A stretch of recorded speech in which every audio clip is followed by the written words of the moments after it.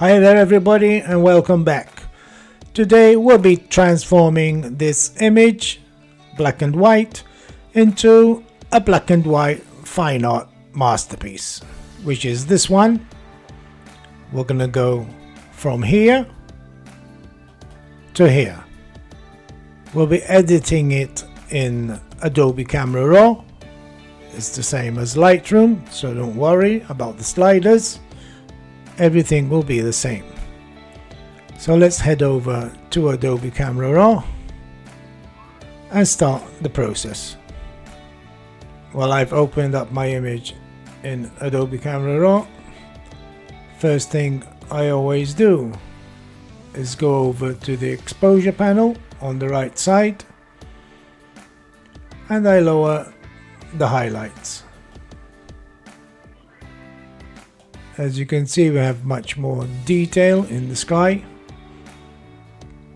I'm going to raise the shadows now to get some more detail in the foreground and a bit in the midground around here.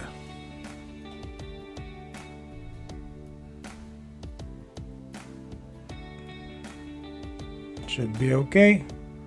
Now I'm going to raise the whites. Always remember, hold down your Alt key and move the slider to the right until you see clippings. Dial it back down until they're gone. Do the same for the blacks.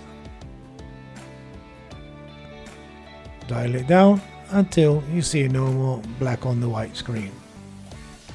Next, I'm going to increase slightly the contrast, not too much, and I'm going to increase a bit exposure.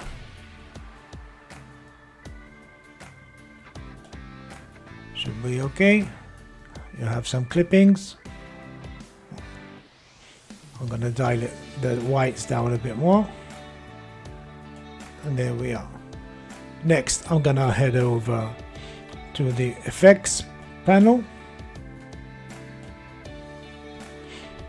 Give it a slight texture.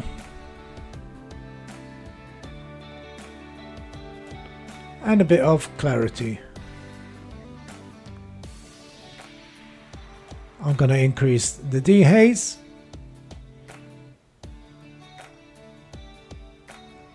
Should be okay. I'm going to go back up to the exposure and dial down the whites just a bit more. And there we have our exposure panel all set up. Next, I'm going to go down to the detail panel here and increase the sharpening all the way up to around 50. Should be okay. I'm going to reduce the radius to about 0.8 and I'm going to increase the detail all the way up to 100. Next, I'm going to move the masking slider and hold down the Alt key to remove any noise in the sharpening.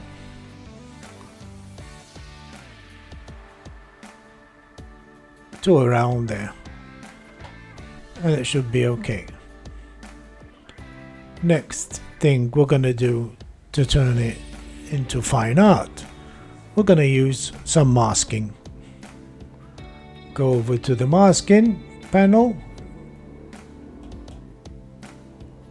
First thing we do, well I do, is I use a linear gradient and place it over the top part of the sky. Hold down your up arrow on your keyboard to get the perfect straight line. And move it down to about midway on the image to cover the sky. Next, reduce the exposure to about there. And now I'm going to do another mask and another linear gradient. But this time I'm not gonna slide it down all the way to about half, and again reduce the exposure.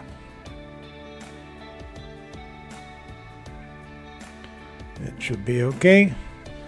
Next I'm gonna do another mask, another linear gradient, but now for the foreground.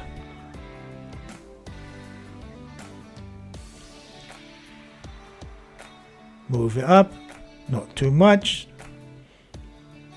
to about there, and reduce the exposure again.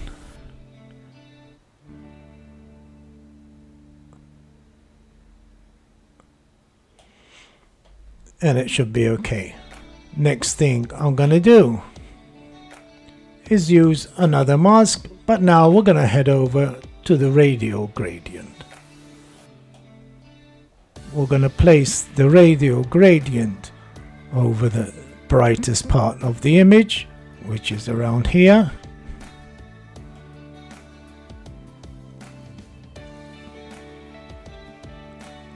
And I'm gonna increase the exposure just a bit. We're gonna draw the viewer's eye to the center of the image, to the brightest part. That's the reason why I do a linear gradient on the sky and a linear gradient on the bottom, which will draw the viewer's eye to the center of the image. These rocks, I use them as a leading line, which is leading up to the brightest part of the sky, and it's showing these lovely details in the clouds. Next I'm going to do another radial gradient, and I'll be creating a slight vignette. I always like to place the vignette over the brightest part of the image. It gives you a natural vignette. Don't forget to invert the mask. I'm going to open up a bit more, and I'm going to reduce the exposure.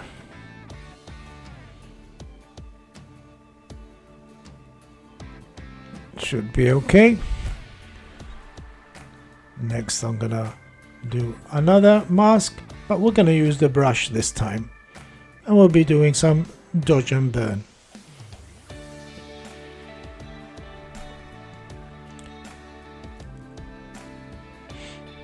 Make sure your feather is all the way to 100, the flow also, and even the density. The size of the brush is around 6, and I'm gonna start by painting over these rocks. Just the top parts of the rock. A bit here as well, and here also. I'm going to reduce the brush by pressing the bracket key, the left bracket key, and I'm going to place a mask on this side of the image. I can make it even smaller. Another tip, if you go overboard, I mean I've gone into the sea area here and some here, just press the subtract on the right side, select the brush and just subtract where you went overboard. Doesn't have to be precise.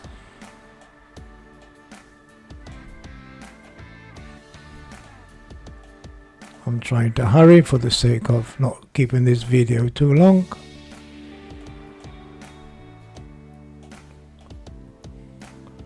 And it should be okay around there.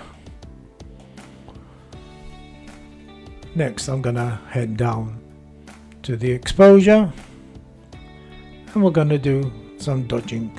Just increase it slightly. Not that much. To around 60.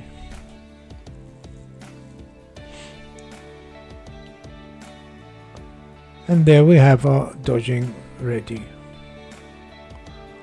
I don't need to do any burning because it's already a darkened image. What I'm gonna do is create another mask, and I'm gonna use a radial gradient and place it over the middle part of the sea.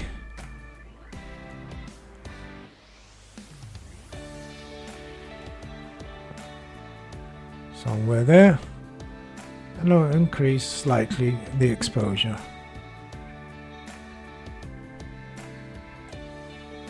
I'm going to do the same for the foreground, the sea. Turn it a bit, open it up a bit more, and place it somewhere there. Increase slightly the exposure.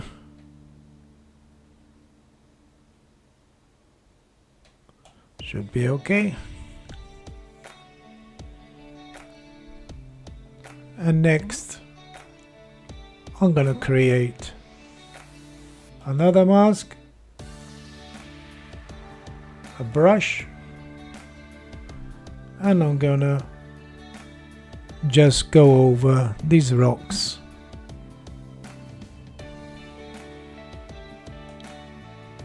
And I'm gonna increase the texture,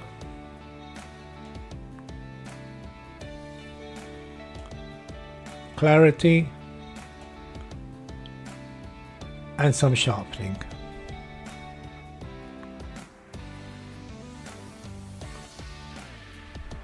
Well, there we have it, guys. That's our edited image. I'm going to take it back to Photoshop and I'm going to show you the edited image which I done before, which I showed you earlier. Press OK. You can see the difference. And there we have it. I'm going to show you the before, the other image which I showed you before, the edited one I mean. Seems a bit better, this one. I took more time.